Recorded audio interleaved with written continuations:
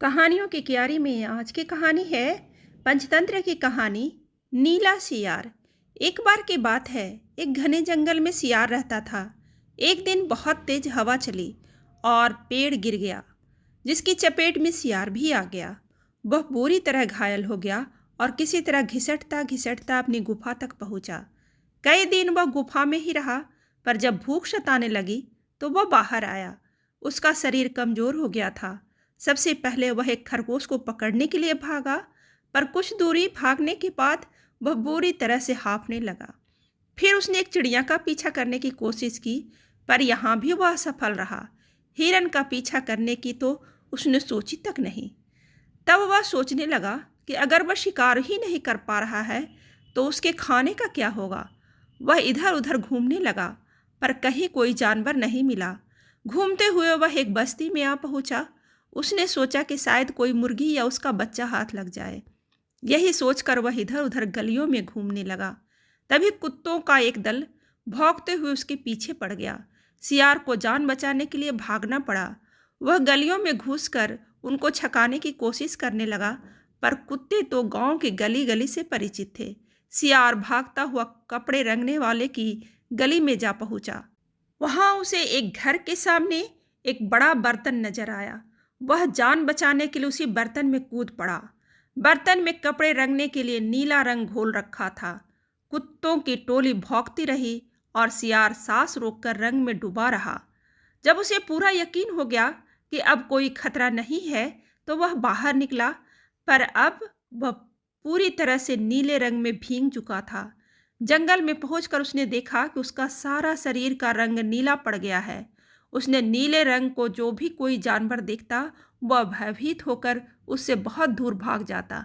सबको इस तरह से डरा हुआ देखकर रंगे सियार के दुष्ट दिमाग में एक योजना आई। उसने भागते जीवों को आवाज दी, भाइयों भागो मत और मेरी बात सुनो। उसकी बात सुनकर सभी भागते जानवर रुक गए। उनकी हिचकिचाहट का रंगे सियार ने फायदा उठाया और बोला, ध्यान से मेरा रंग देखो। क्या तुमने कभी और किसी जानवर का ऐसा रंग देखा है? भगवान ने मुझे यह खास रंग देकर तुम्हारे पास भेजा है। तुम सब जानवरों को बुला लाओ तो मैं भगवान का संदेश सुनाऊंगा। उसके रंग ने सबको मंत्र मुग्ध कर दिया था। वे जाकर जंगल के सभी जानवरों को बुला कर लाए। जब सब आ गए तो रंगा सियार एक ऊंचे पत्थर पर चढ़कर बोला, जंगल के वासियों, भगवान ब्रह्मा ने मुझे खुद अपने हाथों से इस नीले रंग का बनाकर कहा है कि संसार में जानवरों का कोई शासक नहीं है। तुम्हें जाकर जानवरों का राजा बनकर उनका कल्याण करना है। तुम्हारा नाम सम्राट कुदकुम होगा। तीनों लोकों के वन्य जीव तुम्हारे प्रजा होंगे। अब तुम लोग अनाथ नहीं रहे, मेरी छत्र छाया में निर्भय होकर रहो। सभी जानवर वैसे ही सियार के अजीब रंग से चकराए हुए थे। उनकी बातों ने तो जादू का काम किया। शेर, बाघ व चीते भी उनकी बातें सुनकर हैरान रह गए। उसकी बात काटने की किसी को हिम्मत न हुई। देखते ही देखते सारे जानवर उसके चरणों में गिर पड़े और एक स्वर में बोले, आज से आप ही हमारे सम्राट हैं और भगवान ब्रह्मा का इच्छा का पालन करने में हमें बड़ी प्रसन्नता होगी। रंगा सियार ने सम्राट की शान से सबको चुप रहने का इशारा किया और बोला, तुम्हें अपने सम्राट की सेवा और आदर करना पड़ेगा। ध्यान रहे, हमें कोई तकलीफ नहीं होनी चाहिए। हमारे खाने पीने का शाही प्रबंध किया जाए। शेर और चीते ने तुरंत कहा, जैसी आपकी आज्ञा महाराज, आपकी सेवा करके हमारा जीवन धन्य हो जाएगा। उसके बाद से सम्राट कुकुदुम बने सियार के शाही ठाट शुरू हो गए। वह राजाओं वाली शान से रहने लगा। लोमड़ियाँ उसकी सेवा करती, भालू पंखा झुलाता, जिस जीव की मांस खाने की इच्छा होती उसकी बलि दे दी जाती। जब सियार घूमने निकलता तो हाथी बिगुल की तरह आगाज करते चलते और शेर उनकी दोनों ओर उसकी सुरक्षा के लिए खड़े रहते। रोज कुकुदुम का दरबार भी लगता।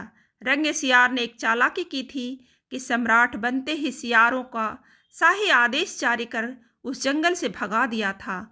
उसे अपनी सियार दोस्तों के द्वारा पहचाने जाने का खतरा था।